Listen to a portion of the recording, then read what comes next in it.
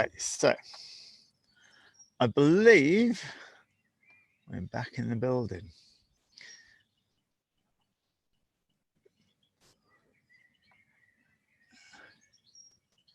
Let's just see. Okay.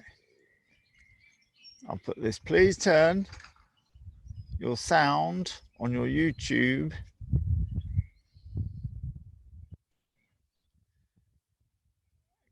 lovely.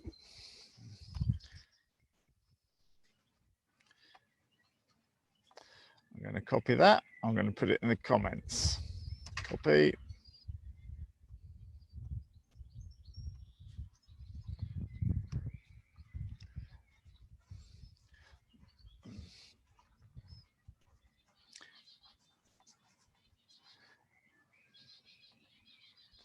Okay, so there's a few notes for people who'd like to join. Firstly, the feed that you need is underneath the video in YouTube. So it says to ask a question, click, and then there's a Zoom link, and that's the link that you need if you want to ask a question or impart some wisdom. This is a social club. I don't want to hog the stage. It just seems I'm the one most willing to talk. Okay, so the link I'm also putting, there we are, in there. Okay, so I've got another little note that for the sake of keeping the program interesting and the algorithm happy, we'll only be accepting video calls. If you have got a question and you don't want to be on video, that's fine. We've got the Facebook Live, which goes out most evenings, usually talking about this program this morning. We'll try and do a bit more regularly, I think, to give the people who really don't want to appear on video the chance to type in their questions, and I'll see if I can answer them.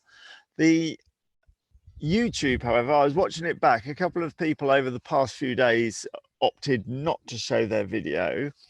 And then all that the YouTube shows is this picture here, which is just me talking. And although you do get the information, it doesn't keep the algorithm happy. It's not going to encourage it to be shown around YouTube, and it's boring to watch. So I'm not going to force people to arrive on video, but if you want to join this Q&A, I'm afraid it's got to be video calls only, because otherwise we might as well just do it all by text. Okay, lovely. If you've got any questions, so I'll introduce the program. I noticed that I've got 589 subscribers now. This time last week I had 442, I think, 447. So I've got some more followers, and you may not quite realize what this is. This is the Social Distance Social Club, which should be in the title. My abilities on this Zoom and YouTube are suspect, to say the least. So why aren't I practiced at it and practice in private? Because I really want to practice in public so that I can share my learning, I nearly said failures then, my learning processes. One of my sayings is the opposite of success is learning. If you can watch me learn, then maybe that will encourage you to learn and not necessarily have the opinions of others stop you from even trying something. So I'm learning in public. Social distance, we understand. Social club means that everything's open. I'm just providing a platform. My expertise is in rider confidence, mental strategies for coping for leisure riders. I've done riding horses since 95. So I was 36 when I started to learn, and that reminds me that I remember what it's like not to be able to ride a horse. I remember what it's like to first get onto a horse and see it was all wobbly and there's no handlebars and it feels all insecure. So because I remember that, because I was an adult at 36, I'm in a good position to help people with the mental processes that go on of nervousness or anxiety or worry, and help people boost their confidence. I've been doing this for 10 years. I run the Rider Confidence course in Hemel Hempstead, and it's been a raging success. I've also got a few things that you can buy on the internet, some hypnosis sessions and such like, and they've also been a raging success. So I'm quite happy to say that's my expertise. I'm not happy to say that my expertise is in digitizing a business. My story is in digitizing a business. I have taken my bricks and mortar business, which is having 6, 7, sometimes 8 people come for the day to learn rider confidence skills. And somehow I've managed to transfer that to the internet over the last 3 years. And I'm quite happy to share how I've done that. It's not a massive business. It's about 10% of my business, but it is 10%. And now we're in lockdown. I'm looking quite hard at that 10%, saying I'm glad I did that. So I think that I can help people. I know I can help people, but I'm by no means an expert. I can't tell you the value of Twitter versus Instagram because I'm not versed in either. I've only got my story. I built my internet version of my bricks and mortar business through Facebook, basically. And so I can help you with that. I can help you with the things that I've done, the things that I've learnt, Facebook ads, how to build an audience, how to provide value and build a reputation to that audience. When people write to me saying that I've really helped them, I know a lot of the time they've never bought a lot of the time they've never bought anything. We've never had any exchange of money, and I can explain the value of that as opposed to sell, sell, sell, sell, sell. Yeah, so I've got my little story there. I've also got an ability in rider confidence, that is strategies to deal with risk, risk perception, risk assessment, and that feeling of risk can also be transferred to other areas. So if you're thinking, I need to have an internet arm to my business, but I haven't got the courage to do it, it's exactly the same as not having the courage to jump the jump or get on the horse. So I've got mental strategies for that as well. If you're in this audience and you have something that you would like to share, feel free to jump on, ask a question. But right now, I'm just going to do a quick bit of housekeeping. There we are. And I got a question yesterday about how did I manage to even start changing my business for an internet business. And so until somebody comes on for a question, that's what I'm going to be talking about. I think in this day and age where we are now, the fact that I'm here manually putting in the little things that I want to say about if you've got a question, and I'm you can see that I'm not particularly techno whiz. I think authenticity, quite clearly, I'm being authentic. This is me through and through. I'm not putting up a pose or some sort of false pretense that I am something that I'm not. You can see that I'm quite clearly the person that I'm portraying. And I think authenticity is going to be a commodity that is valuable. And I mean really valuable, because we're looking through Instagram, we're looking through Facebook, even our friends, even the friends that you know aren't living the life that they're portraying. And you know that, but you can see how their life is portraying as different to what it is. You just put the best bits on. So many people have done that for the time that Facebook has been around and the various versions of, since it was MySpace, which was back in late 90s, I think, that we've got used to fake news, fake profiles, people saying that there's something they aren't. And see, me going, and I'm not running anything scripted and pretending to be pretending to be spontaneous. I'm literally thinking as I'm going. You can tell that it's absolutely true. So if you've got authenticity, and I have got my expertise, you've got something valuable. And I would encourage anybody who, oh, we've got someone in the waiting room. I'll be with you in a moment. I would encourage anybody who's thinking, I'm not professional enough, I'm not a presenter, I'm not a telly presenter, I can't get on video, I can't give my message over. Look at me, stumbling away, kind of going, hang on a minute, I just need to move this YouTube over and I can't see my screen and the sun's too bright and whatever. But my message is great. My message of right confidence has really helped people. I've got utter confidence in it. I know what I'm talking about. I've done it for 10 years. I've helped 3,000 people. There we are. I know the content is good. Oh, it's my sister, Dawn. I'm doing a broadcast. Dawn. We have to turn that off. There you are. That proves that it's real. And when you think that you have to fake it in order to make it, and you have to somehow come up with this professional way of being, it's not in your production value, it's in the content of the thing that you say. Whatever your business is, it's that. And I remind people often that Martin Luther King's brilliant speech, I Have a Dream, was shot in the most awful footage, terrible angles, grainy, horrible, and nobody takes the blindest bit of notice of that bit because we're listening to the content. So I'm going to have a little look in the waiting room, see who we've got. Okay, Yvonne. Hello, can you hear me?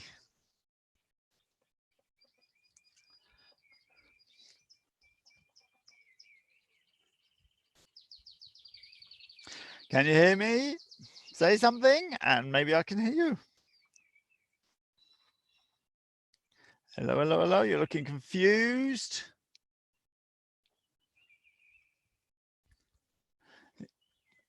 If you're trying to get your audio to work, I believe you're on a phone from the shape of the screen. I believe it's under settings. So somebody said the other day, but I'm no expert myself.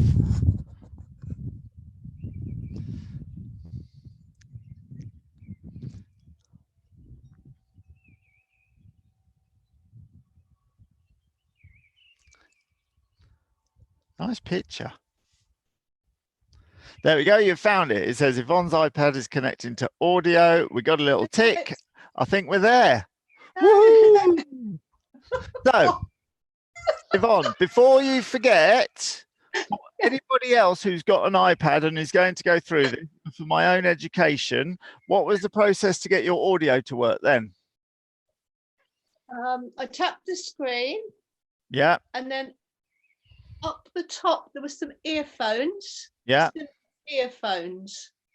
And I just pressed that. Oh, okay. Oh, yeah. Well, that's it. And are you on earphones at the moment, or is this through the i? Okay. No, just purely super. Through the I don't have an iPad, so any information like this is absolutely super. Okay, let's chat. What you got? Hi. Okay. It took loads for me to get on here. The boys, my sons, have been like, do you want to go on, Mum? I'll help you, Mum. Do you want to go on? Where are they? They're in the other room, I think, at the moment. They're all hiding off camera.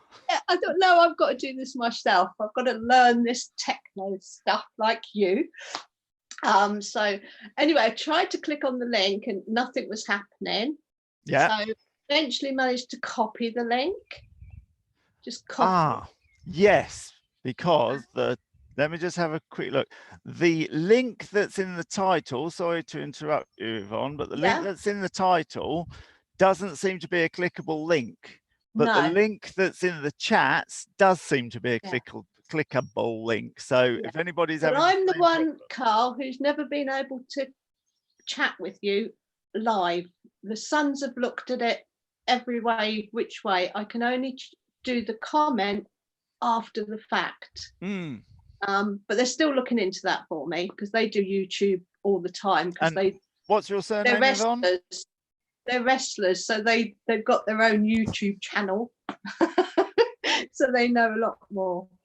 But yeah, so what I did is just copied and then went into the Zoom that they told me to download, the app, then just pasted. And yeah, the rest was just saying. There you are. If you have an iPad and you've been struggling, Yvonne's just given you her first lesson. Teacher now, Yvonne. Do you see what I did there? Yeah. Your instructor for the morning is Yvonne. She's going to teach you all about the iPad and how to get on. Great. Well, there you are. You've done it already. Super. We'll get back to horses. What should we chat? What should we chat? Yeah. Well, this is exactly how I feel when I'm offering advice. I'm not offering advice. I'm offering my story, and this is exactly how it was. Sort of like fumbling and collapsing your way through the process. 4 days sometimes until eventually you've got it. So there you are. Thanks to your sons, and they'll have you doing TikTok dances before you can even blink. There we are. So what you got for us? Right. It's not really a question. One, it's just to say a huge thank you. Because I've struggled for so many years. I'm not riding. I haven't ridden now for 7 years. Basically, I had my mare Lara, who I think is up there. Beautiful. And I was 40 odd, I think 45, 46 when I got Lara, having wanted a pony since I was 4. I was doing fine with her, but then the other people's opinions. Oh, the killer. It's true. It's true, isn't it? It just kills dreams. And so after a while, it was just like I was more and more nervous about riding her. She's a very sensitive mare. You need confidence to be on her, to give her confidence. So as I say, it just got to the point of, you go out on a hack and somebody'd say, tighten that flash strap. What do you want to do? Die? It was just one thing after the other. And then I rescued, don't ask me why, but there you are. I rescued a little pony. Why? Because eventually I wanted to come out of livery. I wanted to come away from a lot of people. Okay, so half of your motivation was a companion horse. Yes. And this little foal was in the common, and soft old me, come and have a look at it. And I went and had a look, and here we go. We've got a foal now. Who is a character, to say the least, and always has been. He's 11 now, by the way, just so you know, for a bit of back history there. But he was a character, which was his saving grace, I have to say, because it was green on green. But the theory of it worked. They're both home now. They're both in my field, sitting out the back there, and they're as happy as Larry's. But he was a huge challenge. He's very pushy, very bolshy. I didn't help. It's not him, it's me, because basically he walked all over me, and I didn't have the confidence to not let him walk all over me. Yeah, you're absolutely true. People don't, because you don't know what I'm if doing. You're doing the right thing. So yes. How can you push even more? Yeah. Suspect you're doing the right thing, but then there's always a voice saying, am I doing the right thing? Yeah. I joined Pirelli. How was that? I very much wanted to go with Lara, even my mare. I wanted to go a more natural route. Everything I was doing, although I was put off, I didn't want to do it the way other people were doing it. I saw another way. So I joined Pirelli. Also lots of other natural horsemanship. I don't draw the line anywhere. I just liked what they did. I thought knowledge would give me the safety. The more knowledge I could get about something, in my business life, I had no problem. I was a totally confident person because I run a big business, but then I had the knowledge of that business for 35 years. All of a sudden, I've got these ponies with, like, God, I haven't ridden since I was 12. So yeah. So anyway, Arkle was the straw that broke the camel's back, basically, because Lara I've got no problem with. She's lovely, lovely mare, but Arkle was the challenge. But I'm also the type of person, you know, I had many people over the time saying to me, oh, for goodness sake, just get rid of that pony. What are you doing? You know, you're getting a bit old for this. I think, thank you. But I'm also the type of person that stays loyal to anything and everybody at all times. You know, there's no way. Also, I knew because of his character, I was always fearful that if, say, I did have to do that, that I knew what would happen to him. I know the type. We fear what would happen to him. We fear, yeah, what would happen. You know, would somebody like, you will do as you're told, and would it get a little bit rough? And yes. That was my fear. Yeah, so I can understand. I can totally understand that. Yeah, it's not his problem, it's my problem. Why should he suffer? Was my thoughts. Yeah. So he's still here, bless him, and it's got so much better, so much better. So and what, they got. What does he do? What does he do? He's no, not. I mean, what's his activity? What's his job? That's the thing. They don't have a job. No job at all. No riding, no driving, no nothing. Back. Never been back. We tried back him. He accepted the saddle fine. Mm-hmm. He was really, really good. But the minute you actually started trying to do something like a bit more with him, learning, the bucks started coming in. Yeah, he doesn't like it. You could ride him bareback anywhere. No bother. Stick a saddle on. Woof. Yes. I had the saddle fitters out. I had brand new saddles bought. As long as he thinks it's a good idea as well, he's fine. You've nailed him. You haven't even met him. You've nailed him. Yeah. Whatever Arkle wants is what's okay. You know. I mean, even on the ground, I've done a lot of groundwork with him. I had a Pirelli instructor who came each month. She could do absolutely anything with him. He's such a super learner. Yes. Because she's got the knack of making him think it's his idea. Yes, but also I think he sees me as a walkover. Well, he could walk over me, let's face it. No two ways about it. So anyway, and then with Lara, I was getting lots of opinions of like, oh, are you riding that pony yet? Oh, what's wrong? Why aren't you riding your pony? And that just really sort of tipped me over the edge. You know, what are you doing with these ponies? They're just field ornaments, you know, all the derogatory comments that you hear. So in the end, I thought, right, that's it. I'm not riding. That's the end of my riding. I'm never going to ride. Yeah. That shuts them up because they go, you riding that pony? No. Yeah. End of conversation. I'm not going to either. No, I've no intention, you know. So anyway, I think being on my own at home, I had a very dear friend who's moved away to Devon. She's wonderful, but she's like me, slightly unconfident, but she did do the May offer yesterday with my email. So she did buy into you. Anyway, where you've helped me is at one point, I would go into the field even just to poo pick with them.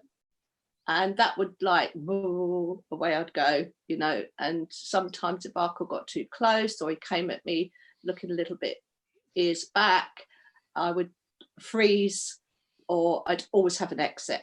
I always knew which fence I was going to jump under, you know. After reading your book, looking at your videos, because I had all those then, I bought those straight away. Your videos really helped me. I'm imagining the horsemanship video. Yes, the one, especially the one you went to get them from the field, and you had the gate. Yeah, and you know they're doing as they're told. Yeah, you know. Yeah. Arkle doesn't do what he's told, you know, but he does now. Super. Yeah, I mean, I'm not probably as how can I say it? Workmanlike, but I do sort of have those moments where it's like, no, you know. So the main things with your program as such was hit the mark. When I watched the videos of the riding ones, I actually use that on the ground. Of course. So it's not just Arkle, it's me. So if I'm going somewhere, I'm going to hit that mark. So if I'm going over to that piece a of million poo, percent, yes. that piece of poo, Mm. and he comes towards me, I don't care, because I'm going to that piece of poo and nobody's going to stop me. This is to deal with your anxiety in the field. Yes, Yeah. yes. And it's just helped so much, you know. So everything I do now is like, even just, you know, I groom actually at Liberty because he prefers it that way. But even that, I sort of like, I'll hit my mark, but you need to hit yours too, boy, you know. So that's really, really helped, hitting the mark. And obviously the bite sizes. I mean, I had to take it right the way down. You know, like open the gate, walk in the gate, shut the gate, and come back out again. And I have done it literally inch by inch by inch. Yes. But I feel so much more confident. I still have my moments. He still sometimes gets the better, but that's probably more, perhaps I'm not actually in the right place for going in to do what I wanted to do at the time. I have to think about that a little bit more. I do have to say at this point that the progression with horses is never just a line. Oh, it's getting better because I'm doing that. It's like a finance graph. It goes up and down, and the general trend needs to be upwards. And those moments when you do have a recession in your confidence, shall we say, they're there not to say, oh, I'm failing. They're there to go, right, okay, so that happened. If I could go back in time or plan the next week, what can I do to make sure that when that situation comes up again, I respond to it better? Yes. And that's the moments that keeps the graph going in an upward trend. Yeah, it's just that, as I say, I've got to think about it a little bit more. Perhaps sometimes I get not cocky, but I sort of go in and then, as I say, he'll do something and I'll go into I can feel myself freezing. But what I used to try and push through, whereas now I try not to push through because I just think, no, okay, leave. You know, I haven't got to stand there. I can move and then go back again. And then go back again. That's the key. So there's nothing wrong in turning around and going home. Yeah. As long as you think, right, next time that situation happens, let's think my option 1 is this, option 2 is this, option 3 is this. Of those 3 options, what's probably the best one? Okay, I'm going to go and set that up. And set that up might mean having a bit of food ready. It might mean having a distraction, a companion that's just gone out the gate, so we'll hang around. I don't know, but the choices are there. If I could give my little example, we've got a new livery, doesn't know me from Adam, and she's a bit of a runny awayer, and she'd run away from Freddie and she'd run away from Hannah, and then it was their day off and I had to go and do the liveries. And so in the afternoon, I went up with tiny little bit of food, gave her a little bit of food, gave the field companion a little bit of food, and went off, and that was it. So when I came up for catching time, I rubbed a bit of food on my fingers out of the feed bin and just dropped it. So I smelt like food. They knew that tea was on the way. And I went and caught it as easy as anything because I'd already learned that it will run away.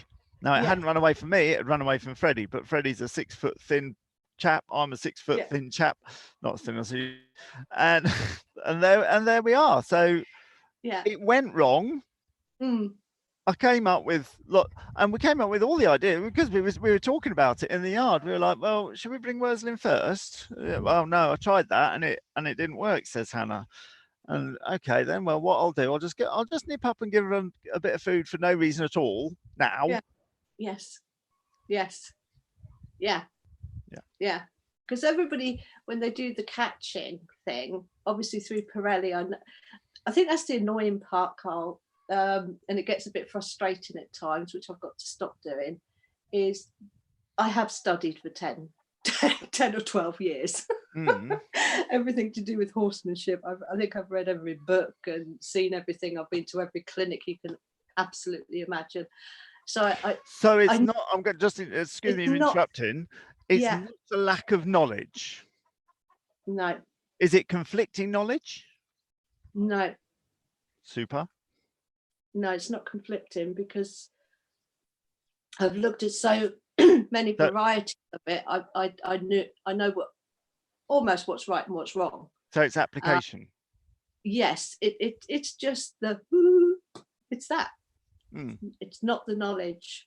And the belief in how much you should apply it, which yes was what you were saying earlier, when there's always a little voice, especially if you're at the beginning.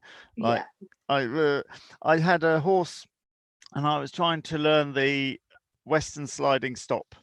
Yeah. And I'd looked it up on YouTube and I'd read about it, and so I prepared the ground, I did everything right, and basically you just keep the horse going forwards right up to the fence, as if you're going to go right through the fence. I couldn't get it, and I couldn't get it, and I couldn't get it. And eventually I went and got a Western riding lesson, and we boxed the horse up and traveled for hours. And guess what they did? Exactly the same exercise, only they were saying to me, no, more. And then after me not applying more for half an hour, I finally applied more. The horse did a small sliding stop, and they said, there you are, go home and practice that. But I knew it all the time. But sometimes it takes a expert to say, right, let me show you how to do this, and you're just left there standing there going, I knew that. Yeah. But all that means is that you just had a lesson in how much you can take credit for yourself. How much credit you can put in yourself, and that's what confidence is. Definitely. And now with Lara, obviously she's been 6 or 7 years without riding. So funny enough, I talked to my friend yesterday, persuading her. Well, I didn't have to persuade too much, but I said, do your bundle. And I said to her yesterday, funny enough, I probably would never ride Lara again. She's 18, 19 now. I know that's not old, but she's been retired for 6 or 7 years. But I'm now to the point of thinking, do you know what? I will ride again. I will ride again one day. Might not be then. I might end up with another one, but don't tell my husband. I hope he's not listening. But I really feel that I will ride again one day. And obviously I won't do that until I've come on your course. You want to know what the really interesting thing is that you will ride again, but the thing that's going to get you riding again is the steadfast knowledge that you don't have to. Yes. That was a huge, the day I said, like, no, bugger it. Yes. I'm not right. No, I'm not riding type thing. Whoa. Yeah. The weights just. Yeah. The pressure from other people, I hear it all the time. It goes, are you riding it? Are you hacking out? Are you jumping? Those three things. Horses do so much more. There's people have breeds of horses that aren't supposed to be ridden, and they do ploughing or their Shetlands or scurry driving. Oh my word. Or I keep going on all the time, Rosie and Scout, who did a little act where Scout got into the bed and pulled the blanket, a little circus act. I've seen so many circus horses, none of them get ridden. No. But my word, the bond between the owner and the horse is so much that they're crawling around under the horse, between the back legs, around its belly, pushing it over, getting it to lay with them in a way that is requiring risk assessment and risk perception. Laying between the horse's front feet, and I've seen an act with a big strong guy, and the horse jumps up and puts his feet there, and I mean, there's loads you can do Yeah. with outright. Scurry Oh, driving is brilliant. yeah. Have you seen the scurry Oh, drive? yeah. We saw that. Yeah, at Gatcombe a couple of years ago. We'd never seen it, my friend and I, and we were hooked. We just Yeah. loved it. Absolutely loved it. It was And I was hilarious. introduced to horses with logging, pulling trees out of the Mm, woods. mm, We never rode them. Well, we just, as you say, yeah, jump on them bareback and go yeah, from this side of the mountain to that side of the mountain. yeah. Never rode them, but you could read them, you could see their moods, you could Oh, train yeah, them, you could get them to accept all the chains flipping around their legs, you can get them to go left or right on command, you could leave them yeah, alone, you just put the reins around the hames and just set them off and they make their own way back to the wood pile. You can yeah, shout stop, you can shout yeah. left, you can shout right, you can get them to back. So you pick up the bar at the back and Mm, it's got chains going to the collar of the horse, and just by pulling on the bar like dab dab dab, the horse will move back until you've got the log and that, and it knows how to move the log.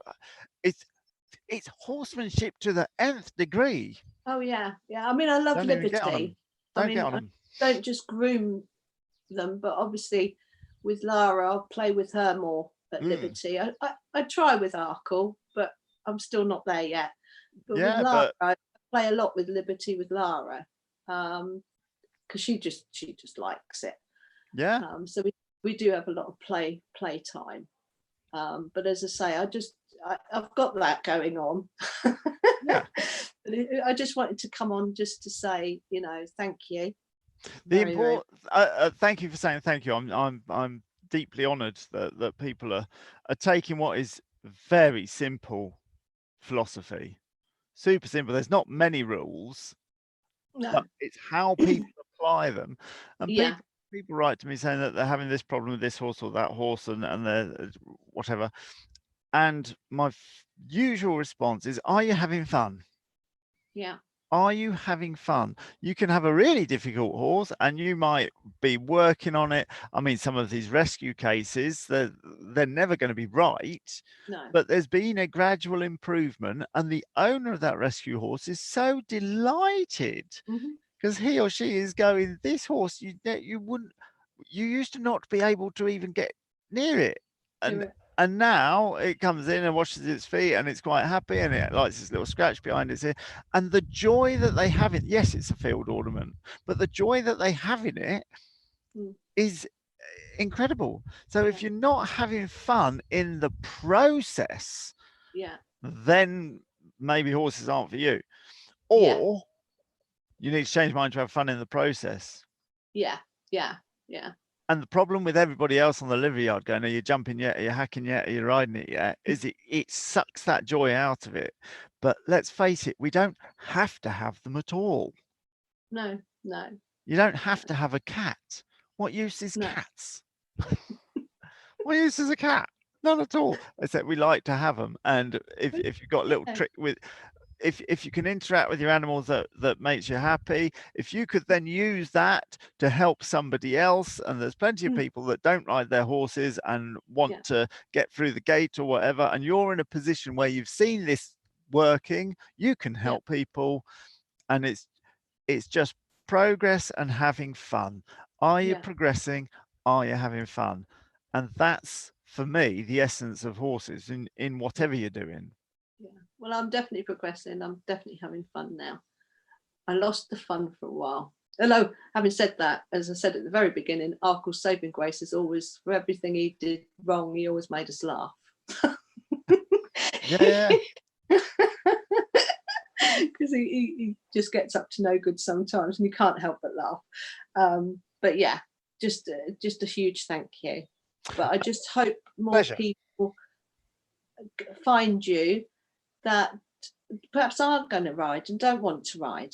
At It's the not end of right. the day, all those horses are going to retire. They're going to retire at Yeah, 22, 23, 28, but they are going to retire. And then we've got 10 years, probably, of a horse not wanting to do nothing. no, Todo's out in the field with his gammy legs sticking out, and there's nothing nothing that's ever going to happen. He doesn't want to do nothing, so we bring him in, and he just interacts with the other yeah, horses. never going to get ridden again. No. The most he'll do, we'll be riding, and he'll take his Roman riding position up, and he'll quite happily stay there, and then he doesn't. Oh, bless him. Yeah. He still wants to interact. So anything that you can find to do with horses on the ground, how to keep them interested, exercises to keep you interested, to maintain that joy. Everybody who owns a horse is going to end up with a horse on the ground. Everybody. Everybody, no matter what they're doing now. Never thought of looking at it that way. For a large amount of the horse's life, if it lives till 30, there's going to be 5 or 10 years of interacting with your horse and getting joy out of it, because you should get joy out of it. They're your hobby. Oh, it was brilliant. I was so pleased. I'm really excited about the retiring horses.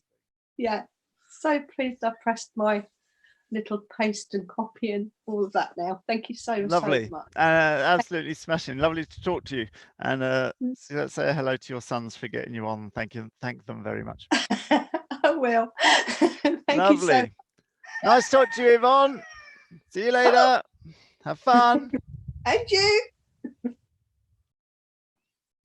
Super.